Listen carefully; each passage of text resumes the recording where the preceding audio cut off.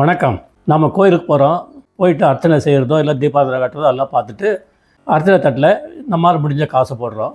நிறைய பேர் உண்டியில் போய் காசு போட்டுருவாங்க. கோயில் உண்டியில் காசை போட்டப்புறம் அந்த காசு எங்கே போகிறதுன்றது நிறைய பேருக்கு தெரியாது. அந்த காசு உண்டியில் பிரித்து அதில் இருக்கிறது அறநிலையத்துறைக்கு போகிறது. சரி, அறநிலையத்துறை என்ன பண்ணுறாங்க அப்படின்னா, நீங்கள் போடுற காசு சுவாமிக்கு போகணுன்ட்டு, கோவிலுக்கு போகணுன்ட்டு அவங்க பண்ணுறது என்னென்னா, கல்யாண மண்டபம் கட்டுறது, கல்லூரிகளை கட்டுறது, பள்ளிக்கூடத்தை கட்டுறது, இப்படி செலவழிக்கிறாங்க. நிறைய கோயில்கள், பழமையான கோயில்கள்லாம் விளக்கேற்றுறது கூட முடியாமல் நிலைமையில் நிறைய இருந்துகிட்ருக்கு. நான் நிறைய கோயிலை பார்த்துருக்கேன். அதுக்கெல்லாம் மறுபடி வர்ற கோயிலேருந்து எடுத்து அங்கெல்லாம் அவங்க கொடுக்கலாம். சென்னை மயிலாப்பூரில் கபாலீஸ்வரர் கோயில் எடுத்துட்டிங்கன்னா ஏகப்பட்ட வரும்படி அங்கே.